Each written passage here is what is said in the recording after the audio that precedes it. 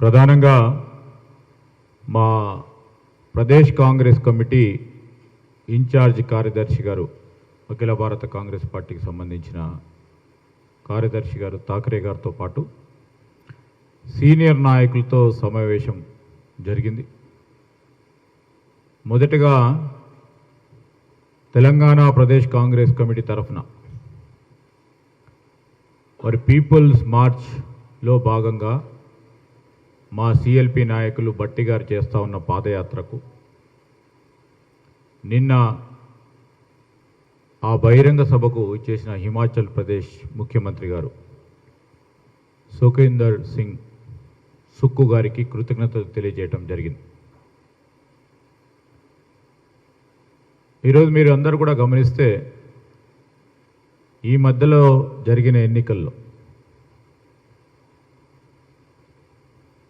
హిమాచల్ ప్రదేశ్లో కానీ కర్ణాటకలో కానీ బీజేపీ కేంద్ర ప్రభుత్వంకి ఏ విధమైన వ్యతిరేకత ఉంది ప్రజల్లో అని ఒక స్పష్టత కనబడ్డది. ఈరోజు ఇక్కడ కూడా ఎన్ని మాటలు చెప్పినా తెలంగాణ రాష్ట్ర సమితి అంటే బీఆర్ఎస్ పార్టీ ఈరోజు వారు ఎన్ని మాటలు ప్రజల్లోకి సత్యదూరమైన మాటలు చెప్పి రేపు మరొక్క మారు ఎన్నికల్లో గెలవాలని ప్రయత్నం చేస్తూ ఉన్నారు. ఏ విధంగానైతే కర్ణాటక రాష్ట్రంలో కానీ హిమాచల్లో కానీ ఆ ప్రభుత్వాలు ఏ విధంగానైతే ప్రభుత్వ అధికార యంత్రాంగాన్ని వారికి ఉన్న ఆర్థిక బలాన్ని ఉపయోగించుకొని గెలుస్తామని ధీమాతో ముందుకు నడిచినాయో ప్రజలు పెద్ద గుణపాఠం చెప్పడం జరిగింది. అదే విధమైన గుణపాఠం ఇక్కడ తెలంగాణ రాష్ట్ర ప్రజలు చెప్పబోతా ఉన్నారు.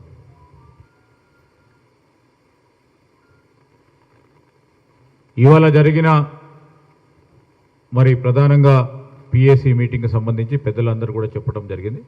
అనేక అంశాలపై చర్చ జరిగింది. ప్రధానంగా మాకు మరి ఇప్పుడే మధు యాష్కి గౌడ్ గారు చెప్పినట్టు జూన్ 2కు సంబంధించి 20 రోజుల పాటు కాంగ్రెస్ పార్టీ ఈ 9 సంవత్సరాల కాలం పాటు తెలంగాణ రాష్ట్ర సమితి ప్రభుత్వం ఏ విధంగా తెలంగాణ ప్రజలను మోసం చేసింది, ఏ విధంగా అభివృద్ధి సంక్షేమంకి దూరమై ప్రజలకు సంబంధించి ఆ రోజు సోనియా గాంధీ గారు ఇచ్చిన ఈ తెలంగాణ యావత్ సమాజం ప్రజలందరూ కోరుకున్న మార్పు కనబడడానికి కారణం అన్ని అంశాలపైన కూడా ఒక కార్యాచరణ నిర్ణయం తెలంగాణ ప్రదేశ్ కాంగ్రెస్ కమిటీ మరి రేపటి వరకు నిర్ణయం చేసి ఒక కార్యక్రమం ఇవ్వబోతా ఉంది. అంటే మేము చాలా బ్రాడ్గా ఈరోజు డిస్కస్ చేసినాం. 20 రోజుల పాటు ఏం చేయాలనేది మరి ప్రదేశ్ కాంగ్రెస్ కమిటీకి సంబంధించిన వర్కింగ్ ప్రెసిడెంట్ గారు ఇతరతలు గల కూర్చొని ఒక కార్యక్రమం ఇవ్వటం జరుగుతుంది. ఆ కార్యక్రమంలో మా క్షేత్రస్థాయిలో, గ్రామ స్థాయిలో, మండల స్థాయిలో, బ్లాక్ స్థాయిలో, నియోజకవర్గ స్థాయిలో ఉన్న మా కాంగ్రెస్ పార్టీ కార్యకర్తల నాయకులందరూ కూడా పాల్గొని ఒకటేమో వారి వైఫల్యాలను చెప్పటం, రెండవది తెలంగాణ ఇచ్చిన సోనియా గాంధీ గారి ఆలోచనను మేము ప్రభుత్వంలోకి రావంగానే ఏ విధంగా ముందుకు తీసుకెళ్తాం అని ప్రజల వద్దకు మేము తీసుకెళ్ళటం జరుగుతుంది. Any questions from your side?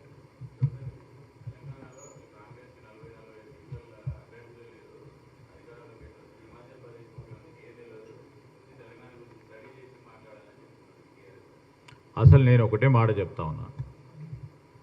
ఈరోజు ముఖ్యమంత్రి గారు పోయి, ఇక్కడ ఉన్న ముఖ్యమంత్రి పోయి మహారాష్ట్రలో మాట్లాడుతూ ఉన్నారు. ఒక రాజకీయ అంశాలు ప్రతి రాష్ట్రానికి సంబంధించి బ్రాడ్గా కొన్ని అంశాలు ఉంటాయి. వారు చెప్పింది ఏంది నిన్న సుక్కు గారు, మేము ఏ విధంగానైతే ఆ రాష్ట్రంలో ఉదాహరణ చెప్తా ఉన్నా ఉద్యోగస్తులకు సంబంధించిన ఓల్డ్ పెన్షన్ స్కీమ్ని ఏ విధంగా రివైవ్ చేయటం అని ఒక మాట చెప్పి నిలబెట్టడం జరిగిందో, మాట మీద నిలబడ్డాం, చేశామని చెప్పారు. అక్కడున్న రైతులకు సంబంధించి ఏ విధంగా మాట చెప్పడం జరిగిందో, అది మా సిద్ధాంతం, ఇది ఆ సిద్ధాంతం ప్రకారమే ఈరోజు తెలంగాణలో ఉన్న ప్రజలకు కానీ మిత్రులకు కానీ ఇక్కడ ఉన్న ప్రజలందరికీ కూడా ఏ వాగ్దానాలు అయితే తెలంగాణ ప్రదేశ్ కాంగ్రెస్ కమిటీ చెప్పబోతుందో చెప్పిందో దాని నిబద్ధతతో అమలు పరచడమే మా సిద్ధాంతం అని చెప్పినారు. అది మా విస్మరించినట్టున్నారు ఇక్కడ.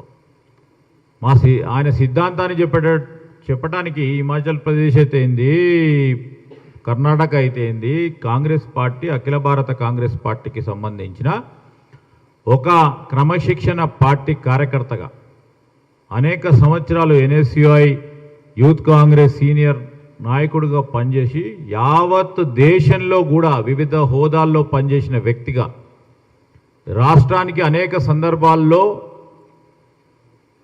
దాదాపు 20 సంవత్సరాల నుంచి వివిధ హోదాల్లో కాంగ్రెస్ పార్టీకి సంబంధించి నా హోదాలో ఇక్కడ వచ్చిన వ్యక్తిగా, అదేవిధంగా యావత్ రాష్ట్రానికి సంబంధించిన సమస్యలను తెలుసుకునే ఒక బాధ్యత గల ముఖ్యమంత్రిగా మాట్లాడారు. ఈరోజు మహారాష్ట్రకు పోయి ఈయన మాట్లాడితే తప్పలేదు, కానీ ఈరోజు ఒక హోదాలో ఉండి మేము చెయ్యబోయేది ఏంది మా సిద్ధాంతం అని చెప్పడానికి అక్కడి నుంచి వచ్చిండ్రు ఇక్కడి నుంచి వచ్చారు సరికాదు. వారి విఘ్నతగా వదిలిపెట్టేస్తాం. హాయ్ ఫ్రెండ్స్, మా టుడే టుమారో యూట్యూబ్ ఛానల్ చూస్తున్నందుకు చాలా థ్యాంక్స్. మరిన్ని లేటెస్ట్ వీడియోస్ కోసం వెంటనే సబ్స్క్రైబ్ చేయండి. అలాగే ఈ బెల్ ని కూడా రింగ్ చేసేయండి. మా నోటిఫికేషన్స్ అన్ని మీ మొబైల్లో వస్తాయి. అలాగే మా వీడియోస్ మీకు నచ్చితే లైక్ చేయండి, షేర్ చేయండి, నచ్చకపోతే కామెంట్ చేయండి.